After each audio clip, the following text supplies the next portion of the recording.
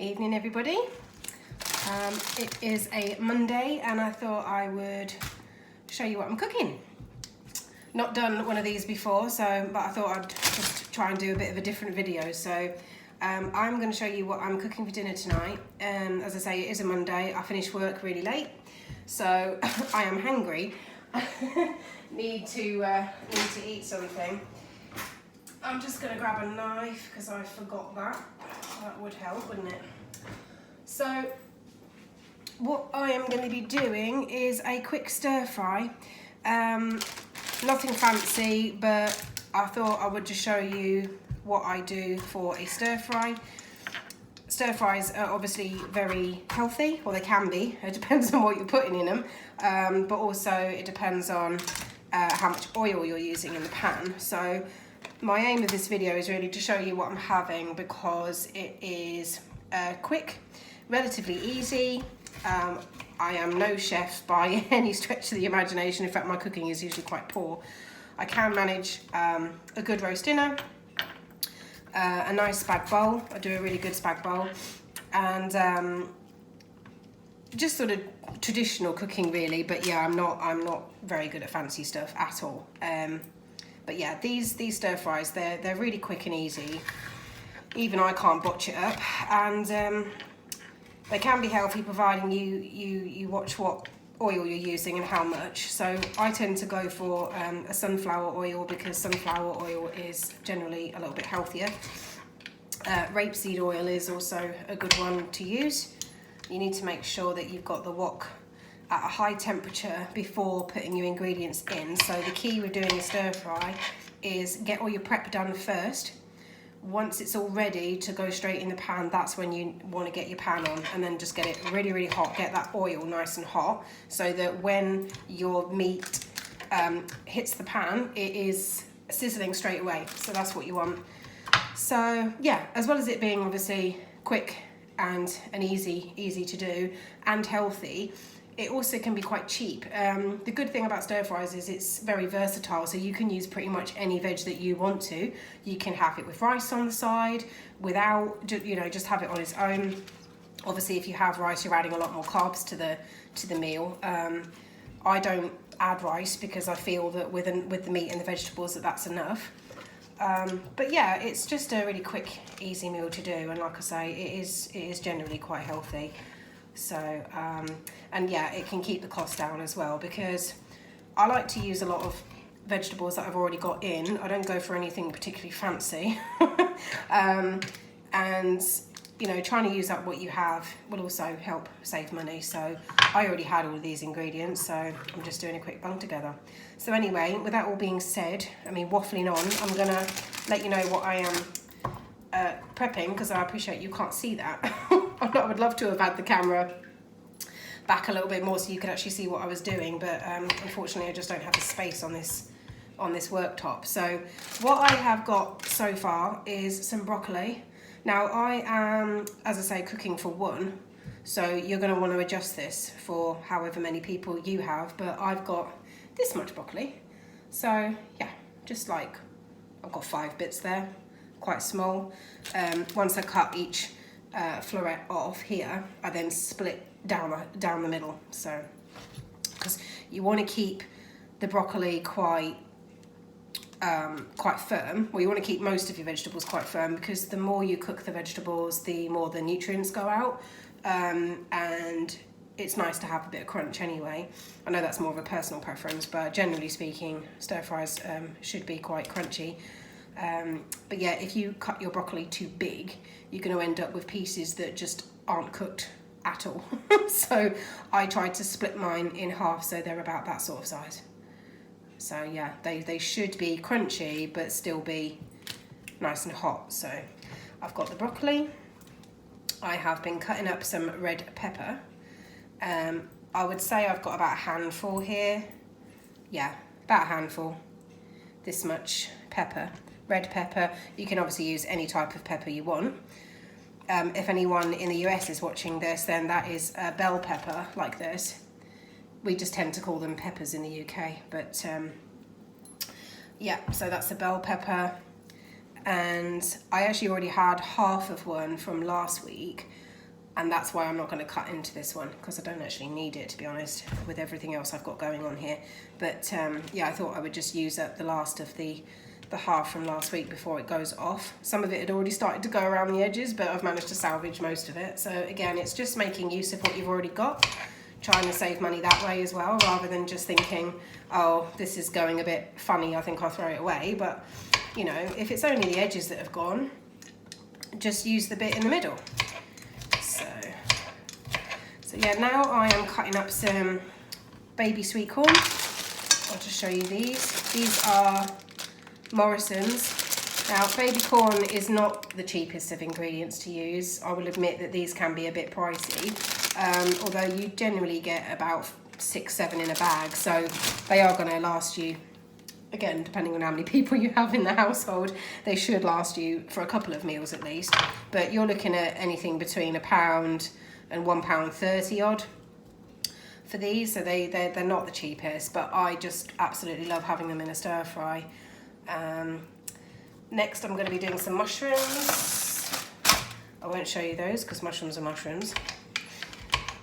I'll just chop some of these up quickly. Did everybody have a nice weekend? Let me know in the comments if you got up to anything special. I popped out with my, well, on Saturday I popped out with my mum up to Doncaster because I had a tooth break last week. In fact, the same tooth broke twice within about 2 days. I had one small piece break off and then another small piece break off, and I rang my dentist, but they couldn't see me because they had no appointments. They are just, again, I'm in the UK, so I can only talk about what the dental industry is like here at the moment, but it's crap in terms of trying to get an appointment. I mean, even just trying to get on a dentist's books to be seen. I've been waiting over a year, and I've just managed, bearing in mind I've been living here now for a year and 3 months, it's taken me this long to get a dentist that would actually get me on their books, so they had an opening available, and I had to wait until after Christmas and then phone them and try again. There wasn't even a waiting list that I could go on. They said you just got to keep calling back and trying and hoping that they have a cancellation or, you know, a slot become available. But anyway, I got lucky, managed to get on their books. I'm actually due to go this Friday for my sort of welcome introductory kind of checkup as a new patient, but it was just coincidental that my tooth decided to break a week before. So I rang them and said, can you see me a little bit sooner, because I've got this broken tooth and I don't want to obviously lose it, because I'm going to have a crown put on, but if too much of your original tooth breaks away, they haven't got enough there to actually put a crown on. So you need enough of your original tooth there, and I was really worried about, because it's one quite near the front, it's about here, so I was really worried about losing that. And yeah, they wouldn't see me, so I had to ring NHS 111. For anyone that may not know, you can ring them for emergency dental treatment if you're not able to get an appointment with your dentist, or if you don't have a dentist because you can't get into one. You can ring them and they'll go through a general assessment with you, and if they determine that it is, you know, an emergency, then they will put you through to the specialist dental department, and then they will get you in somewhere. Now, you may have to travel like I did. As I say, I had to go to Doncaster, which for me is about an hour away. That's all the mushrooms chopped up, by the way. I've just done them just in slices like this, and again, a bit more than a handful. I've gone for about, bearing in mind I've only got small hands, I would say I've probably got like 1.5 handfuls there. So yeah, I had to travel a bit for mine. They said to me, can I travel? And I said, well, yeah, within reason. And they managed to get me in a clinic in Doncaster, which was like an emergency. It wasn't actually a dentist, it was a healthcare centre. So they deal with all kinds of out of hours emergency type issues. But yeah, they have a dental clinic on the second floor. So I had to drive all the way up there, and anyway, me and my mum went, and then on the way back I took the wrong turning and ended up going back over the Humber Bridge again, which I hate doing. But yeah, it wasn't too bad. They've given me a temporary filling, and I'm still going to keep my appointment this Friday. But the dentist said to me, when you go, tell them that you've had this temporary filling and that you absolutely have to have a crown ASAP, because that temporary filling's not going to hold for too long. So I'm having to be really careful. It's such a pain because I have to eat just on the one side. But yeah, I'm hoping that they'll maybe give me, or get some impressions taken on Friday, and then it will just be a further appointment to fit the actual crown. So yeah, that was all a bit of a ball ache, to be honest, because I could have had better things to do with my Saturday, but you know, these things have to be done. My dad was supposed to be coming to visit me with his wife, and I felt a bit crap actually, because his wife had booked the day off, especially booked the day off work, and then I had to cancel, you know, at the last minute, but you know, can't be helped. But yeah, so yeah, that was Saturday. Sorry, I'm having a mind blank because I'm so hungry and I'm trying to concentrate on chopping at the same time as talking, and I'm not great at multitasking. No matter what they say about women being able to multitask, that's not true with me. I'm cutting up some spring onions now. I'm in the US, I think you call these, what do you call these? I do know it. You call coriander cilantro. What do you, oh, it's completely gone out of my head. I can't remember what Americans call these now. But anyway, we call them spring onions. I can't remember what you call them. But that's what I'm chopping up now after the mushrooms. So I'm doing a few, how many have I done? 2? Yeah, 2. Yeah, that would do, to be honest. They're quite big. So 2 of those chopped up. Be careful with spring onions. I didn't actually rinse these, and I probably should have done. Normally I do, but I'm chin wagging and I have gotten distracted. But the hollow ends, I mean, I might sound like an absolute nutter, but I'm really, really paranoid about these now, because I was chopping up some spring onions and I came across some bugs that were actually inside these hollow bits. And so now I wash them, but then I also like chop them up slanted and then look inside the pieces to make sure that there aren't any little bugs. So, but yeah, I didn't actually remember to do that this time, but never mind. These bits seem okay. The bits that I've chopped up, they're pretty big, so it's easy for me to just quickly check. It's really annoying me, you know, that I cannot remember what they're called in the US. Those spring onions. You'd have to let me know in the comments what they're called. Right, we've done those and those and those and that. Lastly, I'm using some pak choi. I absolutely love pak choi, and it's actually really, really good for you. It's quite nutritious. I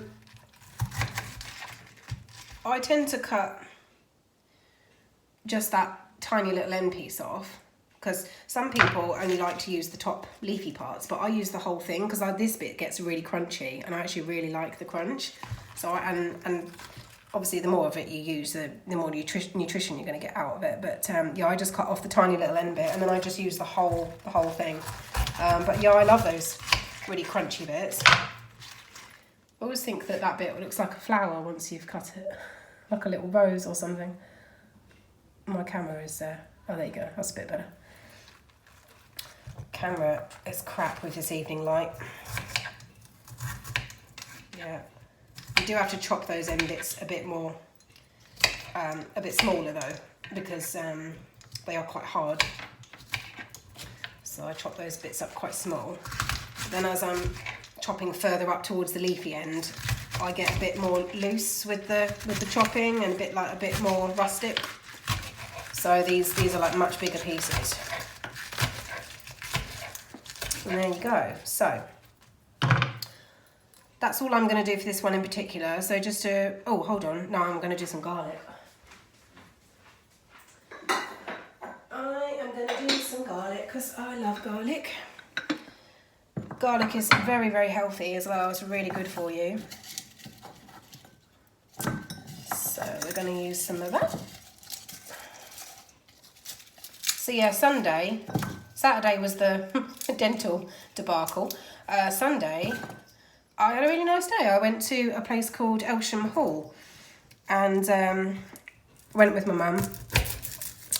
The manor house itself is it's not really that grand, to be honest. It's not a real huge country manor house. It's a mediocre one. I would, as a complete rough guess, bearing in mind I only saw the outside of it, as a rough guess, judging by the size of it and the style of the architecture. Hello, Teo. Are you coming up for some biscuits? Do you want me to put them? Come down here. Come and have them on the floor, please. Come on. Well, say hello to everyone. Say hello. Oh, you have your biscuits down there if you're hungry. Yeah, so this manor house, it wasn't that that spectacular, to be honest. I would say that it was probably owned by a family who are in the aristocracy, but not of a particularly high standing. And only the gardens were open to the public. It's quite common in the UK for what on earth is that? Oh no, it's just alright. It's a bit, honestly, I'm so paranoid about bugs on vegetables. Yeah, in the UK, it's common for, particularly in the 20th century, with the class system coming closer together. So obviously there used to be a much bigger distinction between lower class or working class, middle class and upper class. And throughout the 20th century, that gap has kind of, I mean, there is still a distinction, but it has closed a lot more with quality of life improving, although that's debatable. Quality of life improving for the working classes. So that gap closed, and as a result, the aristocracy have struggled. And a lot of these manor houses are now owned by English Heritage and National Trust. And they basically, you give up your property over to them, and it goes into their keeping and they look after it. But obviously that costs a heck of a lot of money. So they open these places up to the public and you pay to go around them. And the visitors' entry fees pay for the upkeep. Because these manor houses, I mean, they just cost hundreds of thousands of pounds to, I mean, the rooftops alone, a lot of them have got lead on them, and the cost of replacing just the rooftops alone is extortionate. And the families, they just don't have the money anymore to keep them going. It is quite sad, actually, because as much as you could try and say, oh, well, you know, why should you feel sorry for the aristocracy? You know, they're you know, living their life in these big grand houses, but those good days are kind of gone, really. And you know, they are obviously not struggling as much as some of us are, but it can't be easy to have to give up your home that's been in your family for pretty much hundreds and hundreds of years and see the members of the public just walk around it. That must be quite hard, but that's what a lot of them have to do now. But yeah, this family in particular, they haven't opened it up to the public. They've just opened up the gardens. And the house was really disappointing because it had been covered in render, and the render hadn't even been painted. It was this horrible grey, sort of grey, brown, beige colour. And I think that they've probably done that as a cost-saving thing, because the stonework, I expect, probably needed a lot of work and they just couldn't afford it, so they just had the whole thing rendered. But it's just completely ruined the look of the house. It looks awful. But anyway, sorry, I'm waffling. Yeah, I had a walk around the gardens. All the snowdrops are out in the UK at the moment. All the snowdrops are just coming out into bloom. There was also aconite and... what else was there? Crocuses. And some other bits. Some daffodils, but not a lot yet. They're going to come out in the next week or so because there were quite a lot of buds. But yeah, it was really beautiful. It did rain and I got soaking wet, but we had a quick stop in the cafe. They have a cafe on site, and we had a stop for a cup of tea, and my mum had a cappuccino. And once we warmed up, we left there, and then we went on to a garden centre, which was supposed to be the largest one in Europe, I think. So it's one that we'd been meaning to check out, but hadn't got round to. It was nice. It was just a typical garden centre, really, but nothing special. Oh, hello, Tilly. Do you want to come in? Hi, hi. Hello. Do you want to say hello to everybody? I don't think anyone has met Tilly yet. This is my Tilly boo. Say hi, Tills. She hates being picked up. This is Tilly. Tilly's currently on a diet, aren't you, babes? She's on a diet at the moment and she hates me. Right, I'm cracking on with this stir fry because I'm waffling on about what I did at the weekend. So basically, guys, I have got, I don't know if you can all see that, but I have got peppers, broccoli, garlic, baby corn, mushrooms, and the pak choy.